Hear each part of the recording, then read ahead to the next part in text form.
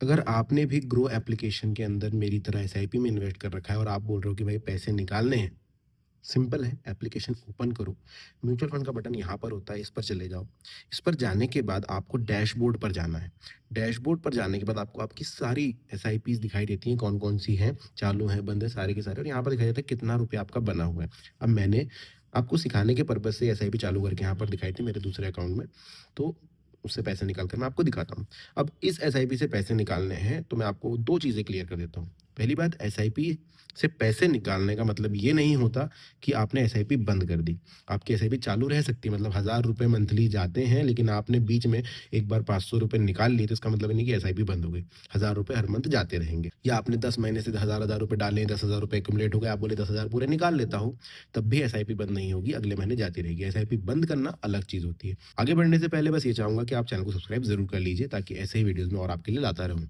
दूसरी बात, एसआईपी बंद कर दो तो ऐसा नहीं होता कि पैसे निकल जाते हैं। पैसे इसी विधि से निकालने पड़ते हैं जो मैं आपको बताने वाला हूँ। एसआईपी बंद करने के बाद भी पैसा जो इन्वेस्टेड रहता है, जैसे आपने ₹10,000 10 महीने तक डाल दिए, 11वें महीने से आपने एसआईपी बंद कर दी, तो जो ₹10,000 डाले हुए हैं वो हमेशा के लिए इन्वेस्टेड रहेंगे जब तक आप निकालोगे नहीं। निकालने के लिए डैशबोर्ड पर आ गए, एसआईपी चूज़ कीजिए जिससे आपको पैसे निकालने हैं। अगर मल्टीपल है तो हर एक से अलग-अलग निकालने पड़ेंगे। मैंने यहाँ पर डाल दिया कि भाई निकालने हैं। यहाँ पर एक बटन आता है रिडीम का, रिडीम का बटन दबाइए। जैसे ही दबाते हैं, ये बोलता है भाई यहाँ पर रिडीम कर लो, कितना रुपए, तो आप रिडीम ऑल का बटन दबा सकते हो अगर आपको पूरे पैसे निकालने हैं। अगर आप चाहते हो कुछ कम पैसे निकालना, तो आप कम भी निकाल सकते हो, बट मैं बता दूं, मिनिमम अमाउंट रिडीमेबल इज ₹500 है इस एसआईपी का, तो मैं यहाँ पर नहीं निकाल सकता हूँ, तो मैं रिडीम ऑल करूंगा। बैंक आप सेलेक्ट कीजिए जिसमें आपको पैसे चाहिए। यहाँ पर देखिए इस तरीके से है, मैं प्रोसीड करूँगा। जैसे ही प्रोसीड कर दूँगा, अब आप बोल रहे हो कि भाई मिनिमम अमाउंट रिडीमेबल तो ₹500 था, ₹102, तो आपको आगे क्लियर हो जाएगा कि क्या हो रहा है ये।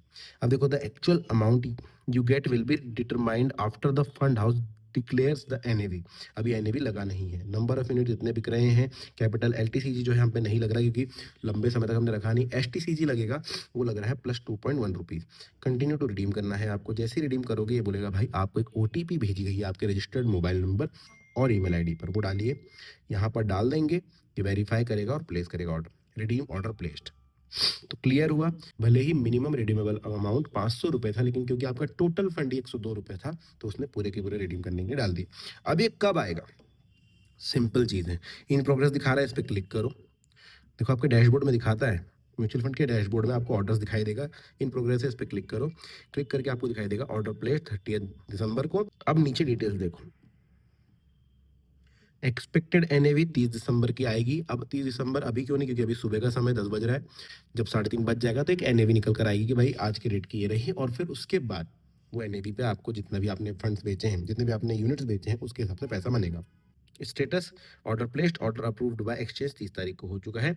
1 से 2 दिन, या समझ लीजिए 3 दिन लग जाते हैं पैसे आते-आते आपके अकाउंट में, तो ये आप थोड़ा-सा वेट कर लीजिएगा।